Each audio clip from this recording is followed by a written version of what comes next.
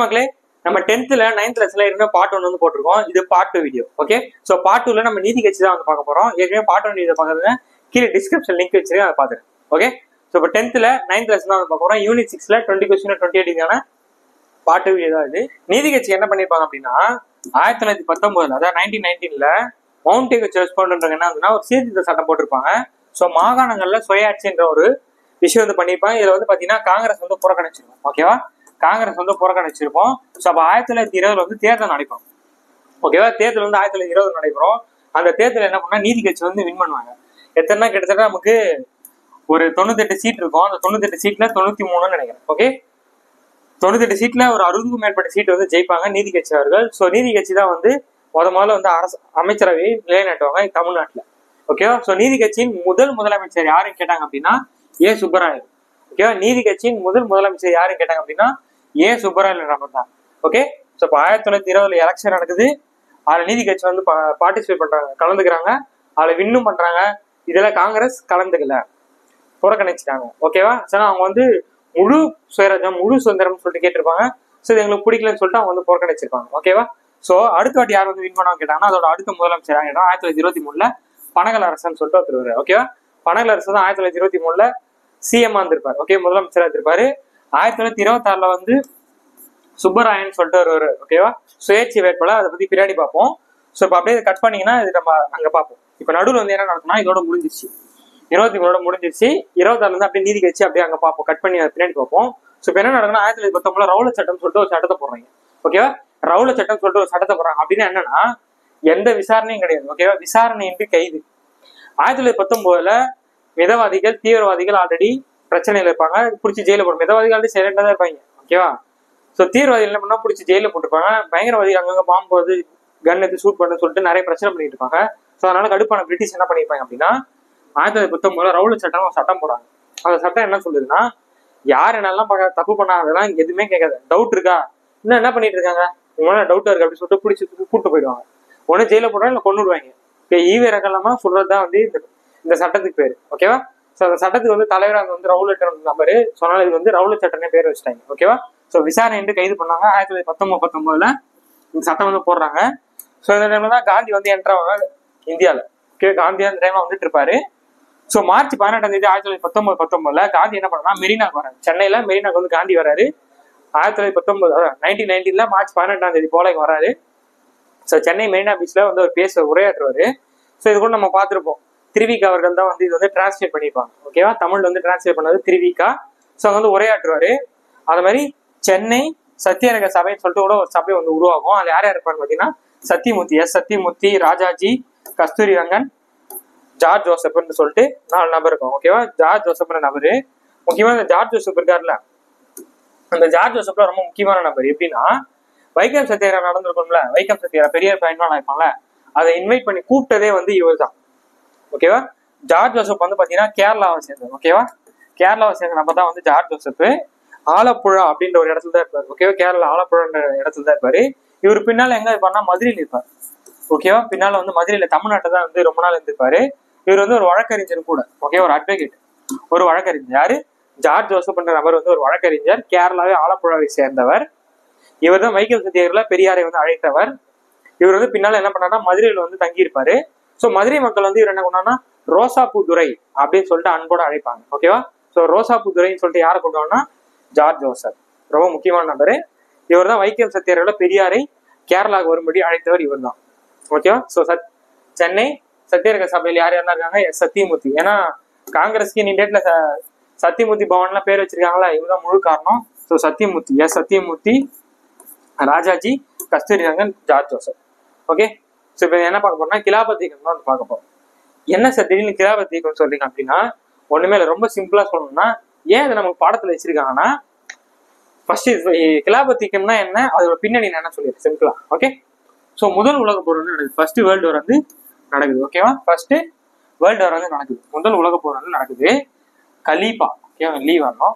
கலீஃபான்றவர் வந்து என்ன பண்றோம்னா முஸ்லீமோட ஒரு ஹெட் மாதிரி, ஒரு தலைவர் மாதிரி. ஓகேவா, அவர் என்ன பண்றாங்கன்னா பிரிட்டிஷ் வந்து அவமானப்படுத்தி அசிங்கப்படுத்தி அவரோட மொத்த அதிகாரத்தையும் பிரிட்டிஷ் கைக்கு வந்துடும். ஓகே, எப்படிங்க இந்தியாவில் பண்ணாலும் அதே மாதிரிதான். முதல் உலக போர்ல கலீஃபாவோட அவர் அதாவது முஸ்லீம்களோட தலைவராக கூடிய கலிப்பாவை அவமானப்படுத்தி அசிங்கப்படுத்தி அவர் அவமானப்படுத்தி மொத்த பவர் எடுத்துப்பாங்க பிரிட்டிஷ். ஸோ அதை எதிர்க்கும் விதமாக முஸ்லீம் சமூகத்துல என்ன பண்ணிருப்பாங்க, ஒரு இயக்கம் மாதிரி ஆரம்பிப்பாங்க. அதான் கிலாபத் இயக்கம். ஓகேவா, கலிஃபா மட்டும் சொல்லுவாங்க. இதை நாடு முழுவதும் அங்கங்க நிறைய இடத்துல வந்து ஆரம்பிப்பாங்க, தமிழ்நாட்டிலையும் ஆரம்பிப்பாங்க. ஓகேவா, ஸோ நாடு முழுவதுமே இதை ஆரம்பிப்பாங்க. இந்த கலிஃபா இயக்கம், அதான் கலிஃபா இயக்கம் சொல்லிட்டு ஆரம்பிப்பாங்க. எதுக்காக, கிலாபத் இயக்கம் சொல்லிட்டு ஆரம்பிப்பாங்க. யாருக்காகனா கலிஃபா அப்படின்றதுக்காக. முதல் உலக போர்ல பிரிட்டிஷ் வந்து அவமானப்படுத்துவதை எதிர்த்து ஆரம்பிக்கக்கூடிய அமைப்பு தான் கிலாபத் இயக்கம். யாருன்னா கலிஃபான்றவரு. இது தமிழ்நாட்டையும் ஆரம்பிக்கப்படுகிறது. எப்ப அது மாதிரி தமிழ்நாட்டுல கிலாபத் இயக்கம்னு சொல்லிட்டு ஒரு நாளை வந்து கொண்டாடுவாங்க. தமிழ்நாட்டுல கொண்டாடுறாங்க. கிலாபத் நாள் வந்து என்னைக்கு கொண்டாடுறாங்கன்னு பாத்தீங்கன்னா 1920 ஏப்ரல் 17 தமிழ்நாட்டுல கிலாபத் நாள்னு சொல்லிட்டு கொண்டாடுறாங்க. அதுக்கு யார் தலைமை தங்கியிருப்பாங்கன்னா மௌலானா சௌகத் அலி, அதான் அலி பிரதர்ஸ்ன்னு சொல்லுவாங்க. மௌலானா சௌகத் அலி அப்படின்ற நபர் தான் வந்து என்ன பண்ணிருப்பாங்கன்னா இது வந்து தலைமை தங்கியிருப்பாரு. ஓகேவா, ஸோ அப்ப கிலாபத் இயக்கம்னா என்னது, கலிப்பாவை அவமானப்படுத்துறதுக்காக முஸ்லீம்களால் ஆரம்பிக்கப்பட்டது. தமிழ்நாட்டுல கிலாபத் நிலையம்னா 1920 ஏப்ரல் 17 தமிழ்நாட்டில் கொண்டாடிப்பாங்க. மௌலானா சௌகத் அலி, அலி பிரதர்ஸ் அண்ணன் தம்பி 2 பேர் இருப்பாங்க. இவங்க நாடு முழுவதும் இந்தியா முழுவதும் போயிட்டு வருவாங்க. தமிழ்நாட்டுல இவர் வந்து தலைமை தங்கியிருக்காரு. ஓகே, ஸோ முக்கியமா இது வானம்பாடியில இந்த கிலாபத் இயக்கம் வந்து ரொம்ப முக்கியமா வந்து இன்வால்வ் ஆயிருக்கும். ஈரோட்டில் நடக்கும். அதை விட வானம்பாடியில முக்கிய மையமா வந்து திகழ்ந்திருக்கும். கிலாபத் இயக்கத்துக்கு மிகப்பெரிய மையமாக திகழ்ந்தது எதுன்னு கேட்டாங்கன்னா வாணியம்பாடி. ஓகேவா, so Vaniyambadi is the main centre. Maulana Shaukat Ali. Khilafa day celebrated in Tamil Nadu April 17, 1920. World war. கலிஃபா அசிங்கப்படுத்தினாங்க. ஓகே, ஏன் அப்படின்னா இது இங்க கொடுத்துருக்காங்கன்னா, ஸோ ரொம்ப நாளா இந்த இந்திய போராட்டத்துல விடுதலை போராட்டத்துல உள்ள வந்து என்ட்ராமலே இருந்திருப்பாங்க முஸ்லீம் சமூகத்துல. பெரிய லெவல்ல வந்து இன்வால்வ் ஆகாம இருந்திருப்பாங்க. ஸோ இந்த விஷயத்து மூலயமா அவங்களும் நம்ம கூட ஒண்ணு சேர்ந்திருப்பாங்க. ஓகேவா, ஸோ 2 கை சேர்ந்தாதான் ஓசன்ற மாதிரி 2 பேரும் இந்தியா, அதாவது இந்துக்களும் முஸ்லீமும் ஒண்ணு சேர்ந்து இந்தியா விடுதலைக்காக போராடி இருப்பாங்க. அதுக்கான ஒரு முற்று, அதாவது ஒரு ஆரம்ப புள்ளி தான் இந்த கிலாபத் இயக்கம். ஓகே, தான் அதுக்கான பின்னணி. அதனாலதான் பாடத்துல கொடுத்துருக்காங்க. ஸோ அதனால முக்கியமா பார்க்கணும். ஓகே, ஸோ இப்போ என்ன பார்க்க போறோம் அப்படின்னா ஒத்துழையாமை இயக்கம். இப்பெல்லாம் காந்தி வந்துட்டாருங்க. இப்ப யாரு சீன்ல இருக்காருன்னு பாத்தீங்கன்னா சீன்ல ஃபுல் அண்ட் ஃபுல் காந்தி தான். யார் வந்துட்டாருன்னா இந்த இந்தியாவுக்குள்ள காந்தி என்ட்ரி ஆயிட்டாரு. இப்ப எல்லாமே காந்தி சொல்றதா இந்தியாவே செயல்படும். ஸோ தமிழ்நாட்டுமே காந்தியோட ஆதிக்கம், அதை எப்படி முன்னெடுத்து செயல்படுறாங்க இதுல பார்க்க போறோம். ஸோ ஒத்துழையாமை இயக்கம் நம்ம எப்படி சுதேசி இயக்கம் சொல்லிட்டு பார்த்தோம். சுதேசி இயக்கம்னா என்னது, சிம்பிளா அந்நிய பொருட்களை புறக்கணிக்குது. பிரிட்டிஷ் பொருட்களை எதுவுமே யூஸ் பண்ணக்கூடாது. அவங்க ஆஃபீஸ் கீஃபீஸ் எதுவும் பயன்படுத்தக்கூடாது. எதுவுமே அவங்களுக்கு பண்ணக்கூடாது. நம்ம இந்திய பொருட்களும் இந்திய மக்கள் தயாரிக்கக்கூடிய எல்லா விஷயத்தையும் சப்போர்ட் பண்ணணும். அவ்வளவுதானே. அதேதான் எங்க ஒத்துழைமை இயக்கம்னாலும் அதேதான். இங்க யாருன்னா பெரியார் மற்றும் ராஜாஜி வந்து இன்வால்வ் ஆயிருப்பாங்க. பெரியார் முதலும் கடைசியாக விடுதலை போராட்டத்தில் கலந்து கொண்ட ஒரே எது கேட்டானா ஒத்துழையாமை இயக்கம் தான். ஓகேவா, பெரியார் முதலும் கடைசியாக பங்கேற்றுக் கொண்ட இயக்கம் எதுன்னு கேட்டாங்கன்னா ஒத்துழையாமை இயக்கம். அதுக்கப்புறம் ஒரு விடுதலை போராட்டத்தில் இது பண்ணிக்க மாட்டாங்க, சமூக நீதி இயக்கங்கள் தான் இன்வால்வ் ஆயிருப்பாங்க. ஸோ இது ஒரு கொஸ்டின் கேட்பாங்க. ஓகேவா, ஸோ ஒத்துழைமை இயக்கத்துல இப்ப நம்ம தமிழ்நாடு யூனிட் 6 தானே பார்த்துட்டு இருக்கோம். ஸோ தமிழ்நாட்டுல யாருன்னா முக்கியமா ராஜாஜி பெரியார் வந்திருக்காங்க. இதுல வந்து பாத்தீங்கன்னா சென்னையில முஸ்லீம் லீகை உருவாக்கிய யாகுப் ஆசான்னு ஒருத்தர் இருப்பாரு. இவர் வந்து ராஜாஜோட மிக நெருங்கிய நண்பர். ஓகேவா, ராஜாஜோட மிக நெருங்கிய நண்பர். ஸோ எப்பவுமே இந்து முஸ்லீம்ஸ் வந்து ஒன்னா சேர்ந்து நிறைய போராட்டங்கள் நிறைய இதுல வந்து இன்வால்வ் ஆகும். ஓகே, ஸோ அதை பத்தி கொடுத்துருப்பாங்க. அடுத்து வரிகோடா இயக்கம். வரிகோடா இயக்கத்துல ரொம்ப முக்கியமான பாத்தீங்கன்னா கல்லுக்கடை மறியல். ஓகே, கல்லுக்கடை மறியல் வந்து பெரியாரோட பர்ஃபார்மன்ஸ் ரொம்ப வேற லெவல்ல இருக்கும். தாதம் பாடி தோப்புன்னு சொல்லிட்டு ஒரு தோப்பு 5000 தென்னை மரம் வந்து வெட்டி இருப்பார். ஓகே, ரொம்ப முக்கியமான இன்சிடென்ட்.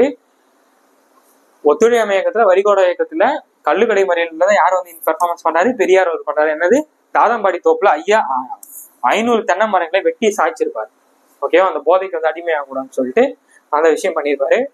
இப்ப என்ன நடக்குதுன்னு பாத்தீங்கன்னா 1921 வந்து சட்டமறுப்பு இயக்கம் வந்து முயற்சி பண்றாங்க. ஓகேவா, சட்டமறுப்பு இயக்கம் போடலாம்னு சொல்லிட்டு முயற்சி பண்றாங்க பெரியார் மற்றும் ராஜாஜி போன்ற நபர்கள். ஆனா அது தோல்வியில முடியுது.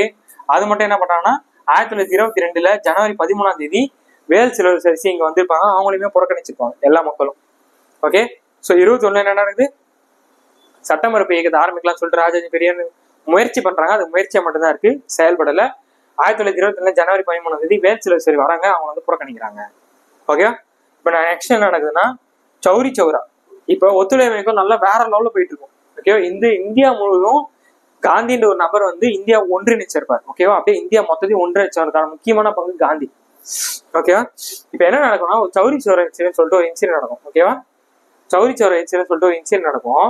அந்த இன்சிடென்ட் என்ன பண்ணுவாங்கன்னா காந்தி முன்னாடியே சொல்லியிருப்பாரு, நம்ம அகிம்சை வழியில தான் போனோம்னு சொல்லிட்டு இந்த சௌரி சௌரா இன்சிடென்ட் என்ன நடக்கும் அப்படின்னா 22 காவலர்கள் சுட்டு கொல்லப்படாது பத்த வச்சு நெருப்பு வச்சு பத்த வச்சு கொளுத்தி விட்டுருப்பாங்க. ஓகே, சௌரி சௌரான இடத்துல 22 பிரிட்டிஷ் காவலர்கள் வந்து இறந்துருப்பாங்க. ஸோ இதை பார்த்த காந்தியடிகள் என்ன பண்ணியிருப்பாருன்னா, நான் உங்களை வந்து அகிம்சை வழியில தான் போகணும்னு சொன்னேன், ஏன் இப்படி வன்முறையில் ஈடுபடுறீங்கன்னு சொல்லிட்டு சொல்லியிருப்பாரு. அது மட்டும் இல்லாமல் காந்தியுமே ஜெயிலுக்குலாம் போயிருப்பார் இந்த விஷயத்துக்கு அப்புறம். ஸோ அதனால காந்தி என்ன பண்ணிட்டாருன்னா, ஒத்துழையாமை இயக்கம் நிறுத்தப்படுது, அதோட க்ளோஸ்ன்னு சொல்லிட்டு கைவிடப்பட்டதுன்னு சொல்லிட்டு அறிவிச்சிருவாரு. இந்தியா ஃபுல்லா வேற லெவலில் ஃபயரா வந்து எல்லாரும் இன்வால்வ் பண்ணிருக்கோம், டக்குன்னு முடிச்சு விட்டுருவாரு காந்தி. ஓகேவா? ஸோ இந்த சூழ்நிலை என்ன நடக்குதுன்னு பார்த்தீங்கன்னா, சுயராஜ்ய கட்சின்னு சொல்லிட்டு ஒரு ஃபார்ம் ஆகும். இது புரியுதாங்க உங்களுக்கு? என்னது ஒத்துழையாமை இயக்கம்? ஒத்துழையாமை இயக்கத்துல இவங்க பெரியார் ராஜாஜி வந்து ஒன்னா சேர்ந்து பண்றாங்க. பெரியார் முதலும் கடைசியாக இன்வால்வ் ஆன ஒரே இயக்கம், அதாவது விடுதலை இயக்கம், ஒத்துழையாமை இயக்கம். வரி கொடத்துல கல்லுக்கடை மேல தாதம்பாடி 500 வந்து இது பண்றாரு. 1921 சட்ட மறுப்பு இயக்கத்துல இன்வால்வ் ஆகணும்னு நினைக்கிறாங்க, அது முயற்சியாவே போகுது. 1922 ஜனவரி 13 வேல் சிறை புறக்கணிக்கிறாங்க. சௌரி சௌரா இன்சிடென்ட் அதான் ஒத்துழையாமை நிக்கிறதுக்கான முக்கிய காரணமா இருக்கு. ஓகே, ஸோ இப்போ இந்த சூழ்நிலை என்ன பண்ணாங்கன்னா, காந்திலாம் ஜெயிலுக்கு போட்டாங்க. இந்த சூழ்நிலை எலெக்ஷன் வந்து 1926 எலெக்ஷன் வந்து இங்க வந்து 2 விஷயம் நடக்கும். ஓகேவா? மாற்றத்தை விரும்புவோம், மாற்றத்தை விரும்பாதோன்னு சொல்லிட்டு 2ஆ பிரிவாங்க. அது என்ன மாற்றத்தை விரும்புவோம், என்ன மாற்றத்தை விரும்புவது, என்ன மாற்றம் சொல்லுங்க பார்க்கலாம் அப்படின்னா, மாற்றத்தை விரும்புவோம்னா ஒன்றும் கிடையாது. இதுக்கு முன்னாடி வரைக்குமே காங்கிரஸ் வந்து 1920 இருந்து இப்போ வரைக்கும் எலெக்ஷன்ல தேர்தலில் நிற்கவே மாட்டாங்க. காங்கிரஸோட நிலைப்பாடு தேர்தலில் நிற்க மாட்டாங்க. ஸோ மாற்றத்தை விரும்புவோம்னா நம்ம தேர்தலில் நிற்கணும், நின்று சட்டமன்றத்துக்கு போகணும், சட்டமன்றத்துக்கு நம்ம பிரிட்டிஷை பார்த்து கேள்வி கேட்கணும், அவங்க கிட்ட கேள்வி கேட்டதான் வேலைக்கு ஆகும்னு சொல்லிட்டு பேசுறவங்க தான் இந்த மாற்றத்தை விரும்புவோம். ஓகேவா? தேர்தலுக்கு போகணும்னு சொல்றாங்க. சிஆர் தாஸ் தான் வந்து இதுக்கு முக்கியமான காரணம். ஓகேவா? சிஆர் தாஸ் அப்படின்றத இது வந்து ஆரம்பிப்பார். சிஆர் தாஸும் மோத்திலால் நேருன்றதான் வந்து நேஷனல் லெவல், தேசிய லெவலில் ஆரம்பிப்பாங்க. ஓகேவா? சிஆர் தாஸ் மற்றும் மோத்திலால் நேரு. ஓகேவா? மோத்திலால் நேரு அப்படின்றத இந்த விஷயத்தை வந்து ஆரம்பிப்பாங்க. மாற்றத்தை விரும்பாதவர் யாருன்னா, எலெக்ஷன்லாம் வேணாம்ப்பா, காந்தியத்தை ஃபாலோ பண்ணுங்க. காந்தி என்ன சொல்லியிருக்காரு, எலெக்ஷன்லாம் வேணாம் சொல்றதா, அது போய் ஃபாலோ பண்ணுன்னு சொல்லிட்டு இருக்கவங்க தான் இது. தமிழ்நாட்டில் இது யாரெல்லாம் சப்போர்ட் பண்ணா, ராஜாஜி, கஸ்தூரி ரங்கன், எம்ஏ அன்சாரி, இவங்க 3 பேரும் மாற்றத்தை விரும்பாதோம். அதாவது எதுவுமே நம்ம அப்படியே இருக்கட்டும் அப்படின்றவங்க. மாற்றத்தை விரும்பும் தேர்தலுக்கு போனோம், அங்க போய் இது பண்ணணும்னு சொல்லிட்டு சொல்றாங்க. ஸோ இவங்க தான் வந்து ஒரு கட்சி ஆரம்பிக்கிறாங்க. தேர்தல் நிற்கிறோம், மாற்றத்தை விரும்புவோம்னு சொல்லிட்டு ஒரு கட்சி ஆரம்பிக்கிறாங்க. காங்கிரஸ் 2ஆக பிளவு போறாங்க, சின்னதாக உடையுது. ஸோ அந்த கட்சி தான் சுயராஜ்ய கட்சி. ஓகேவா? அந்த சுயராஜ்ய கட்சி 1923 வந்து ஆரம்பிப்பாங்க. ஓகேவா? ஸோ சௌரி சௌரா வந்து ஒத்துழைமை நிற்கப்பட்ட பிறகு 1923 சிஆர் தாஸ் வந்து ஆரம்பிப்பாரு. ஸோ என்ன பண்ணாங்கன்னா, அடுத்த எலெக்ஷன்ல நிற்பாங்க. எலெக்ஷன்ல நிக்கிறதுக்கு முன்னாடி என்ன பிரச்சனை ஆகும்னா, 1925 சிஆர் தாஸ் வந்து இறந்துடுறாரு. ஓகேவா? அதான் மாற்றத்தை விரும்புவோம்னா தேர்தலில் நிற்கணும், இவங்கெல்லாம் சப்போர்ட் பண்ணாங்கன்னு சொல்லிட்டு தமிழ்நாட்டில் சத்தியமூர்த்தியும் சீனிவாசனாவும் சப்போர்ட் பண்ணாங்க. சப்போர்ட் பண்ணாதவங்க ராஜாஜி, கஸ்தூரி ரங்கன்னு சொல்லிட்டு பார்த்துட்டோம். ஸோ இந்த சுயராஜ்ய கட்சி அப்போ ஆரம்பிக்கப்படுது 1923 ஆரம்பிக்கிறார். யாருன்னா சிஆர் தாஸும் மோதிலால் நேருவும் மாநில அளவில் வந்து ஆரம்பிக்கிறாங்க, இந்தியா லெவலில் வந்து ஆரம்பிக்கிறாங்க. ஸோ என்ன நடக்குதுன்னா, 1925 சிஆர் தாஸ் இறந்து விடுகிறார். ஓகேவா? துரதிருஷ்டவசமாக சிஆர் தாஸ் 1925 இறந்து விடுகிறார்.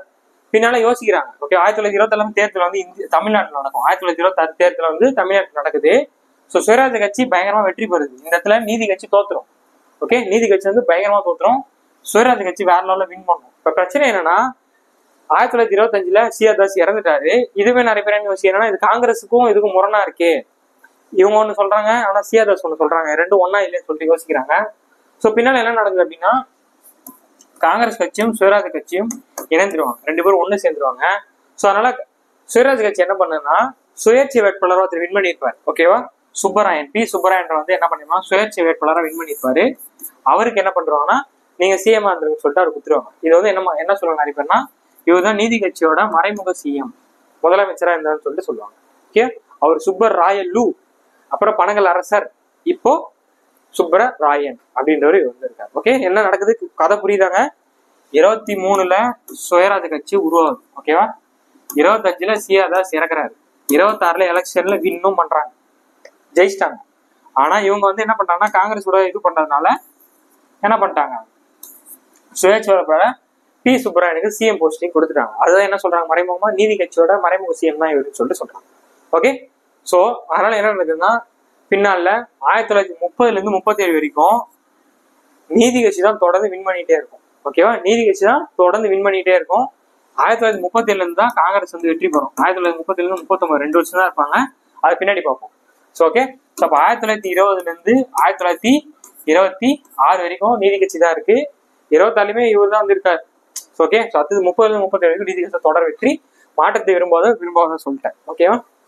ஸோ அடுத்து வந்து ஒன்றும் இல்லைங்க, சைமன் குழு டக்குன்னு முடிச்சிடலாம். ஓகே, ஸோ சைமன் குழு ஒன்றும் கிடையாது. சைமன் குழு எதுக்காக போட்டிருப்பாங்கன்னா, பிரிட்டிஷ் வந்து சட்டம் போடுறாங்கல்ல, பிரிட்டிஷ் வந்து சட்டம் போடுறாங்களா, அந்த சட்டம் வந்து கரெக்டா இருக்கா இல்லையான்னு சொல்லிட்டு செக் பண்ணி அது மறு ஆய்வு செஞ்சு அதை சேஞ்சஸ் பண்ணணும், ஏன்னா மாற்றத்தை கொண்டு வரணும் அப்படின்னு சொல்லிட்டு ஒரு குழு ஒன்று போடுறாங்க. அந்த குழுவுக்கு பேர் தான் சைமன் குழு. அது எப்போ போறாங்க? 1927 போறாங்க. என்ன பிரச்சனைனா, இதுல வந்து இந்தியர்களே கிடையாது. ஓகேவா? இந்தியர்களே இதுல கிடையாது. ஒரு இந்தியர் கூட இல்லாம நீங்க எப்படி அதை சீர்திருத்தம் பண்ணீங்க, எப்படி பண்ணீங்கன்னு சொல்லிட்டு இந்தியர்களுக்கும் வந்து சைமன் குழு வந்து புறக்கணிப்பாங்க. ஸோ சென்னையில வந்து என்ன பண்ணா, கருப்பு கொடி காட்டுவாங்க. எப்போ? பிப்ரவரி 12 1929 சென்னை வருவாங்க. இந்த சைமன் குழுன்றவங்க எல்லாத்துலயும் சுற்றுப்பயணம் மாதிரி மேற்கொள்வாங்க. ஸோ சென்னையில எப்போ வராங்கன்னா, பிப்ரவரி 12 1929 வராங்க. ஸோ அப்போ கருப்பு கொடி காட்டப்படுகிறது. இது பயங்கரமா எதிர்ப்பு தெரிவிச்சாருன்னா சத்தியமூர்த்தி அவர்கள் தான். ஓகேவா? சத்தியமூர்த்தி அவர்கள் தான் சைமன் குழுக்கு வந்து பயங்கர எதிர்ப்பு தெரிவிச்சிருவார். ஓகே, இப்போ சைமன் குழு என்ன தெரிஞ்சுச்சுல, சைமன் குழு என்னது, பிரிட்டிஷ் போற சட்டத்தை செக் பண்றதுக்கு ஒவ்வொரு டைம் ஒரு குழு வந்து போடுவாங்க. ஓகேவா?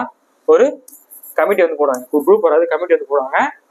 ஸோ அந்த மாதிரி போடப்பட்ட குழு தான் வந்து சைமன் குழு. இது யார் கிடையாது, ஒரு இந்தியர் கூட கிடையாது. அதனால இந்திய மக்கள் கோவப்படுறாங்க, இவங்க வந்து புறக்கணிக்கிறாங்க. ஸோ சென்னை வரப்போ கருப்பு கொடி காட்டுறாங்க பிப்ரவரி 12 1929. இதுக்கு பயங்கரமாக தமிழ்நாட்டில் எதிர்ப்பு தெரிவிச்சாருன்னா சத்தியம். ஓகே, ரொம்ப சிம்பிள், அவ்வளோதான். ஓகே, இப்போ சட்ட மறுப்பு இயக்கம் பார்க்க போறோம். ஓகேவா? இப்போ சட்ட மறுப்பு இயக்கம் எப்போ போடுவாங்கன்னா 1930 வந்து ரொம்ப முக்கியமா நடக்கும். இதுக்கு முன்னாடி வந்து முக்கியமான விஷயம் என்னன்னா, 1927 சட்டமன்ற இயக்கத்தில் 1927 சென்னையில வந்து ஒரு மீட்டிங் போடுவாங்க. ஓகே, சென்னை காங்கிரஸ் வந்து ஒரு மீட்டிங் போனோம். முழுமையான சுதந்திரம், அதாவது முழுமையான சுயராஜ்யம் தான் எங்களுக்கு வேணும்னு சொல்லிட்டு தீர்மானம் வந்து போட்டுருக்கோம். 1927 சென்னை IMC மீட்டிங்ல. ஓகேவா? இந்தியன் நேஷனல் காங்கிரஸ் வந்து ஒரு மீட்டிங் போட்டிருக்கோம். அந்த மீட்டிங்ல என்ன சொல்றாங்க அப்படின்னா, முழுமையான சுதந்திரம் வேணும், பூர்ண சுயராஜ்யம் வந்து வேணும்னு சொல்லிட்டு தீர்மானம் வந்து போட்டிருப்பாங்க.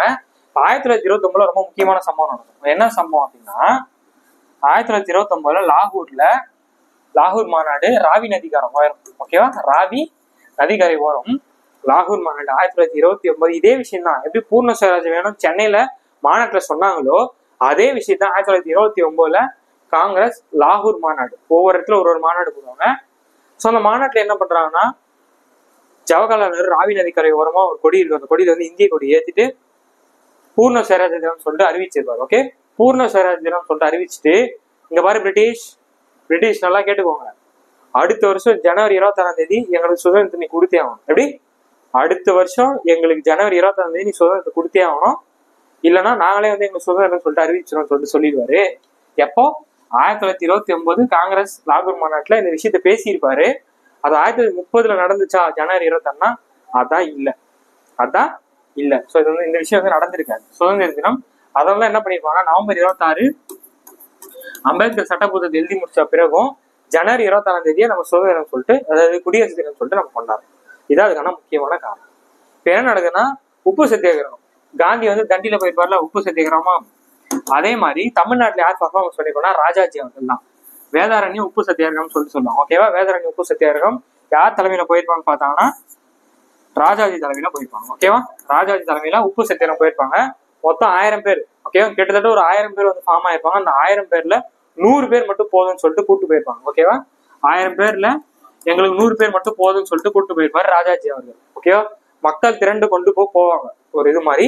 எங்க இருந்து எங்கன்னா, ஏப்ரல் 1930 13 ஆரம்பிச்சு 28 வரைக்கும் போயிருப்பாங்க. ஓகேவா? 1930 ஏப்ரல் 13 ஏப்ரல் 28 வரைக்கும் அந்த உப்பு சத்தியாகிரகம் வந்து யாத்திரை மாதிரி போயிருப்பாங்க. ராஜாஜி தலைமையில 100 பேரு. ஸோ கிட்டத்தட்ட ஒரு 12 பேர். ஓகேவா? கிட்டத்தட்ட ஒரு 12 பேர் அந்த உப்பை வந்து சட்டத்தை மீறி கையில வந்து எடுத்திருப்பாங்க. ஓகேவா? ஸோ எங்கன்னா திருச்சியில் ஆரம்பிச்சு தஞ்சை வேதாரண்யத்தை அடைஞ்சிருப்பாங்க. 12 பேர் உப்பு கையில் எடுத்திருப்பாங்க. ஸோ இந்த டைம்ல தான் என்ன பண்ணிருப்பாங்கன்னா, கத்தியின்றி ரத்தமின்றி யுத்தம் ஒன்று வருதுன்னு சொல்லிட்டு நாமக்கல் கவிஞர் வந்து ஒரு பாட்டு எழுதியிருப்பாரு. ஓகேவா? நாமக்கல் கவிஞர் அந்த பாட்டு கத்தியின்றி ரத்தமின்றி யுத்தம் ஒன்று வருதுன்னு சொல்லிட்டு அந்த பாட்டு வந்து பாடிட்டு வேற லெவலில் போயிருப்பாங்க. ஸோ எல்லாருமே மக்கள் எல்லாம் ஆரவாரத்தோட செஞ்சு ரொம்ப முக்கியமான பாட்டு. அந்த டைம்ல ஒரு சுதந்திர போராட்டத்தை எல்லாருக்கும் ஊட்டுவிச்ச பாட்டு தான் இந்த பாட்டு. ஓகேவா? ஸோ நம்ம என்னன்னா, அகிம்சை தான் போனோம்னு சொல்லியிருப்பாங்க. அதனால கத்தியின்றி ரத்தமின்றி யுத்தம் ஒன்று வருதுன்ற அந்த பாட்டு வந்து பாடியிருப்பார் நமது நாமக்கல் கவிஞர். ஓகே, எப்போ போறாங்க? 1930 ஏப்ரல் 13 ஆரம்பிச்சு ஏப்ரல் 28 போறாங்க. 12 பேர் வந்து அந்த சட்டத்தை மீறி உப்பை வந்து கையில் எடுப்பாங்க. ஸோ முக்கியமான நபர் யார் பார்த்தீங்கன்னா, ருக்குமணி லட்சுமிபதின்ற இந்த நபர் தான். ஓகேவா? ருக்குமணி லட்சுமிபதின்ற நபர் தான் உப்பு சத்தியாகிரகத்துக்காக, அதாவது உப்பு கையில் எடுத்துக்காக அபராதம் கட்டிய முதல் பெண்மணி. ஓகேவா? ஃபைன் கட்டின முதல் லேடி யாருன்னு கேட்டாங்கன்னா ருக்மணி லட்சுமிபதி தான் உப்புக்காக அபராதம் கட்டிய முதல் பெண்மணி. ஓகேவா, தமிழ்நாட்டை சேர்ந்தவர். ஓகே, ஸோ நிறைய பேர் போயிருப்பாங்க, இவங்க வந்து அந்த ஃபைன் போட்டுருப்பாங்க. ஓகே, நெக்ஸ்ட் பார்க்கலாமா? சட்டமறுப்பு இயக்கத்தோட மற்றொரு பகுதி என்ன, சென்னையில இது வந்து நடந்திருக்கும். ஓகேவா, சென்னையில எங்கன்னா உதயவனம்ன்ற இடத்துல வந்து இந்த விஷயம் வந்து நடந்திருக்கும். ஓகேவா, சட்டமறுப்பு இயக்கத்துல வேதாரண்யம் போனாங்க, உப்பு சத்தியாகிரகம், அதே மாதிரி சென்னையில உதயவனத்துல இது வந்து நடந்திருக்கும். தலைமை தாங்கினது யாருன்னா டி பிரகாசமும் நாகேஸ்வர ராவ் அப்படின்றது 2 பேர் தான் தலைமை தாங்கியிருப்பாங்க. இந்த விஷயம் மாதிரி திருவல்லிக்கணிக்குள்ள சென்னை ட்ரிபிள் கேன்னு சொல்றாங்களா, அந்த திருவல்லிக்கணியில ஒரு மோதல் நடந்திருக்கும். போலீஸ்காரங்களுக்கும் மக்களிடையே ஒரு மோதல் நடந்திருக்கும். 1930 ஏப்ரல் 27 மோதல் வந்து ஒரு 3 பேர் வந்து இறந்திருப்பாங்க. ஓகேவா, 3 பேர் வந்து இறந்திருப்பாங்க. அந்த மாதிரி இது ரொம்ப முக்கியமானது. 1932 அப்படியே அடுத்த 2 வருஷம் என்னன்னா, ஜனவரி 11 திருப்பூர் குமரன் வந்து என்ன பண்ணுவார்னா அந்த கொடி வந்து எடுத்துட்டு போவார். ஓகேவா, ஒரு சுதந்திர போராட்டம் சொல்லிட்டு அந்த கொடி, இந்திய கொடி வந்து எடுத்துட்டு போவாங்க திருப்பூர் குமரன். ஓகேவா, அது வந்து OS குமாரசாமின்னு சொல்லிட்டு சொல்லுவாங்க. OSSR சொல்லிட்டு குமாரசாமின்னு அவரோட பேரு, திருப்பூர்காரரு. அவர் என்ன பண்ணாங்கன்னா அந்த இந்திய கொடி வந்து கையில எடுத்துட்டு போவாங்க. பிரிட்டிஷ்காரங்க என்ன பண்ணுவாங்கன்னா அந்த வேலை எடுத்துட்டு போக கூடாது அப்படின்னு சொல்லிட்டு சொல்லுவாங்க. நீங்க யார் சொல்றது, நான் எடுத்துட்டு போவேன்னு சொல்லிட்டு அந்த கொடி வந்து கையில எடுத்து அப்படியே போயிட்டே இருக்காரு. அவரை போட்டு அடி அடி நடிப்பாங்க. அந்த கொடி கீழே போடுறே இல்லையான்னு சொல்லிட்டு அடி அடி நடிப்பாங்க. அவர் கடைசி வரைக்கும் அந்த கொடி கீழே போட்டுருவே மாட்டாரு. கடைசியில அடிச்சு அடியில இறந்தே போயிருப்பாரு. இறக்கும் போது கூட அந்த கையில அந்த கொடியோட பிடிச்சிதான் வந்து இறந்திருப்பாரு. அதனாலதான் இவர் வந்து நம்ம கொடி காத்த குமரன்னு சொல்லிட்டு சொல்றோம். ஓகே, எப்ப 1932 ஜனவரி 11 தான் கையில இந்திய கொடி ஏந்தி போறாரு. பிரிட்டிஷ் அத்தனை அடி அடிச்சோம், உயிரே போற நேரத்துலயும் நம்ம இந்திய கொடியை கையில வந்து பிடிச்சிருக்காரு. ஓகே, இவெல்லாம் பாருங்க எந்த அளவுக்கு தேசம் பற்று இருந்திருக்கான்னு சொல்லிட்டு. ஓகே, இதை ஞாபகம் வச்சு என்ன பண்ணா 1932 ஜனவரி 26 ஓகே, இது நடந்த அதே வருஷம் ஜனவரி 22 புனித ஜார்ஜ் கோட்டையில பிரிட்டிஷ் அவங்களோட கொடி இறக்கி இந்திய கொடி ஏற்றிருப்பாங்க, ஆரி என்கிற பாஷ்யம் அப்படின்றவங்க. ஓகேவா, ஸோ முக்கிய காரணம் திருப்பூர் குமரன் வந்து அந்த விஷயத்த பண்ணதுக்காக ஜனவரி 1932 ஜனவரி 22 புனித ஜார்ஜ் கோட்டையில நம்ம தேசிய கொடி, இந்திய தேசிய கொடியை ஏற்றிருப்பாங்க, ஆரி என்கிற பாஷ்யம் அப்படின்றது. ஓகேவா, ஸோ அடுத்து சட்டமறுப்பு இயக்கம் என்ன பார்க்க போறோம்னா, இதோட சட்டமறுப்பு இயக்கம் அது முடிஞ்சு. ஓகேவா, சட்டமறுப்புகளும் இதோட க்ளோஸ் ஆயிடுச்சு. 10 என்ன பார்க்க போறோம்னா, காங்கிரஸ் அமைச்சரவை அமைச்சிச்சு. ஓகேவா, 1937 தான் காங்கிரஸ் முதல்ல தேர்தல் நின்று வெற்றி பெறும். தமிழ்நாட்டோட சிஎம்ஆ யாரு மாறான்னா, ராஜாஜி வந்து தமிழ்நாட்டோட முதல் சிஎம் ஆகிறார். காங்கிரஸின் முதல் சிஎம், தமிழ்நாட்டின் முதல் சிஎம் யாரு கேட்டாங்கன்னா ராஜாஜி அவர்கள் தான். 1937 ஓகே, 2 வருஷம் தான் இருப்பாங்க. 1937 இருந்து 39 2 வருஷம் தான் இருப்பாங்க. ஏன் சார் அப்புறம் இல்லை அப்படின்னு கேட்டீங்கன்னா, இரண்டாம் உலக போர் வந்துடும். இரண்டாம் உலக போர்ல என்ன பண்ணிடுவாங்கன்னா, பிரிட்டிஷ் நம்மளை கேட்காமலே வாக்குறுதி கொடுத்துருவாங்க, இந்தியா வந்து எங்களுக்கு சப்போர்ட் பண்ணும் அப்படின்னு ஒரு வாக்குறுதி கொடுத்துருவாங்க பிரிட்டிஷ். அதனால கடுப்பான காங்கிரஸ் என்ன பண்றாங்கன்னா, எப்படி நீங்க எங்களை கேட்காம வந்து இந்த மாதிரி மற்ற நாடு கிட்ட எங்களை வந்து பர்மிஷன் எல்லாம் பண்ணீங்கன்னு சொல்லிட்டு காங்கிரஸ் கட்சி என்ன பண்ணா ராஜினாமா பண்ணிடுவாங்க. ஓகேவா, எல்லாருமே சிஎம் இருக்கக்கூடிய எல்லா நபர்களும் 39 ராஜினாமா பண்ணிடுவாங்க. ஸோ 2 வருஷம் தான் அவங்க அந்த ஆட்சியில இருப்பாங்க. ஸோ அந்த 2 வருஷமும் முக்கியமான 2 சம்பவம் பண்ணியிருப்பாரு நம்ம ராஜாஜி. ஃபர்ஸ்ட் சம்பவம் என்னன்னா மதுவிலக்கு. ஓகேவா, குடி போதையே இருக்கக்கூடாதுன்னு சொல்லிட்டு தமிழகத்துல மதுவிலக்கை வந்து அமல் பண்ணுவாரு. எந்த இடத்துலனா சேலம்ன்ற இடத்துல. ஓகேவா, ஸோ மதுவிலக்கை தமிழ்நாட்டில் அறிமுகம் செய்தவர் ராஜாஜி அவர்கள். எங்கன்னா சேலம்ல. அடுத்து என்ன பண்ணோம்னா, இப்ப நிறைய பேர் டவுட் இருக்கும், சார் மதுவிலக்கு போயிடுச்சுன்னா வந்து கவர்மெண்ட் வந்து நிறைய வருமானம் வருது, இப்ப அது போயிடுச்சுன்னா எப்படி வருமானம் வரும்னு சொல்லிட்டு டவுட் இருக்கும். அதான் ராஜாஜி வந்து கிளவரா என்ன பண்ணிருப்பாரு அப்படின்னா, புதிய விற்பனை வரின்னு சொல்லிட்டு ஒரு வரி போட்டிருப்பாரு. புதுசா ஒரு டாக்ஸ் போட்டிருப்பாரு. டாக்ஸ் போட்டு அதை வந்து ஈடு கட்டியிருப்பார். ஓகே, ஸோ அதாவது துரதிருஷ்டவரமாக இரண்டாம் உலக போர்ல பிரிட்டிஷ் வந்து நம்மளை கேட்காம பண்ணனால காங்கிரஸ் ராஜினாமா செய்து விட்டது. ஓகே, திரும்ப வந்து அது நடுவில் என்ன பண்ணாங்கன்னா, இந்திய எதிர்ப்பு போராட்டம் மிகப்பெரிய லெவலில் நடைபெறும். ஓகேவா, நம்ம ராஜாஜி வந்து இன்னொரு வேலையை என்ன பண்ணி விட்டுறாரு அப்படின்னா, இந்திய எதிர்ப்பு போராட்டத்தை பண்ணி விட்டுறாரு. கட்டாய இந்தியை வந்து என்ன பண்ணுவாங்கன்னா தமிழகத்துல கொண்டு வருவாரு ராஜாஜி. அதே மாதிரி குலக்கல்வி திட்டம்னு சொல்லிட்டு 2 திட்டத்தை கொண்டு வருவாரு ராஜாஜி. ஓகேவா, ஸோ குலக்கல்வி திட்டமும் இந்திய எதிர்ப்பும் தமிழகத்துல வருது. யாரு மூலயமா? ராஜாஜி மூலயமா. ஸோ வந்து இதுக்கு வந்து யார் வந்து ஆப்போசிட் வந்து இது பண்றாங்க அப்படின்னா, ஃபர்ஸ்ட் வந்து பெரியார் பண்ணுவார். பெரியாரை தொடர்ந்து அண்ணா அவர்கள் பண்ணுவாங்க. ஓகேவா, பெரியாரை தொடர்ந்து அண்ணா வந்து பண்றாங்க. ஸோ இந்திய போராட்டம் மிகப்பெரிய லெவலில் வந்து தமிழ்நாட்டில் வந்து நடக்குது. ஸோ ப்ரெஷர் ஓவரா போயிட்டே இருக்கு. ஸோ அதனால என்ன பண்ணாங்கன்னா, பெரியார் வந்து இந்திய எதிர்ப்பு மாநாடுன்னு சொல்லிட்டு சேலம்ல போடுவார். ஓகேவா, சேலம்ல இந்திய எதிர்ப்பு மாநாடுன்னு சொல்லிட்டு பெரியார் வந்து போடுறாரு. முக்கியமான விஷயம் என்னன்னா, தாளமுத்து மற்றும் நடராஜன்றவங்க இந்திய போராட்டத்துல செத்து போயிடுவாங்க, இறந்து போயிடுவாங்க, மரணம் அடைஞ்சிருவாங்க, ஜெயில வந்து மரணம் அடைஞ்சிருவாங்க. ஸோ இது கேட்பாங்க, இந்தியர் போராட்டத்தில் தன் உயிர்களை நீத்தவர்கள் யாருன்னு கேட்டாங்கன்னா, தாளமுத்து மற்றும் நடராஜன் அப்படின்றவங்க ஜெயில வந்து தன்னோட உயிர்களை வந்து மாய்த்து கொண்டிருப்பார்கள் இந்தியர் போராட்டம் மூலமா. ஸோ ஓகேவா, ஸோ ரொம்ப ப்ரெஷர்னால என்ன பண்ணிப்பாங்கன்னா, ராஜாஜி ராஜினாமா பண்ணிட்டு இருப்பார். அவரே வந்து ரிசைன் பண்ணிட்டு போயிடுவார். எப்ப என்ன விட்டுருங்க, ஆளை விட்டுருங்க சாமி அப்படின்னு சொல்லிட்டு ராஜினாமா பண்ணிட்டு போயிருப்பாரு. அது மாதிரி இரண்டாம் உலக போர்லயும் எல்லா காங்கிரஸும் போயிடுவாங்க. ஸோ அப்போ திரும்ப பிரிட்டிஷ் வந்துடுவாங்க. பிரிட்டிஷ் வந்து என்ன பண்றாங்கன்னா இந்த இந்தி எதிர்ப்பு போராட்டம், அதாவது இந்தி திணிப்பை வந்து எடுத்து விட்டுருவாங்க. ஓகே, பின்னால வந்து பெரிய, அதாவது காமராஜ் மறுபடியும் வந்து ராஜாஜி வருவாரு, மறுபடியும் விட மாட்டார், மறுபடியும் வந்து போடுவாரு. அந்த டைம்லயும் வந்து போராட்டம் பண்ணி எடுத்துருவாங்க. அப்போ வந்து காமராஜர் வருவாரு. காமராஜரை வந்து இந்த இந்திய எதிர்ப்பு போராட்டத்துக்கு வந்து ஒரு சொல்யூஷன் கொடுத்துருக்காரு. ஓகே, அது பின்னாடி அப்புறம் பார்ப்போம், ஞாபகம் வச்சுக்கோங்க. ஓகே, ஸோ அவ்வளோதான், லாஸ்ட் வந்தாச்சு. வெள்ளையனே வெளியேறு, செய் அல்லது செத்துமடி. நம்ம காந்திஜி இவ்வளோ நாளா அகிம்சையை காப்பாற்றி கொண்டு வந்து நமது காந்தியடிகள் செய் அல்லது செத்தமடி, என்ன வேணா பண்ணு, நமக்கு சுதந்திரம் வந்தே ஆகணும், வெள்ளையனை அச்சு ஓட விடு அப்படின்னு சொல்லிட்டு சொல்லியிருப்பாரு. வெள்ளையனே வெளியேறு, குட் இந்தியா மூமெண்ட் சொல்லிட்டு சொல்லியிருப்பாரு. 1942 ஆகஸ்ட் 8ஆம் தேதி. ஓகேவா, நீங்க எடுத்து பாத்தீங்கன்னா இது 1942 8/8 சொல்லிட்டு இருக்கும். இது என்னது 4 2 8 சொல்லாமா, அவ்வளவுதான்.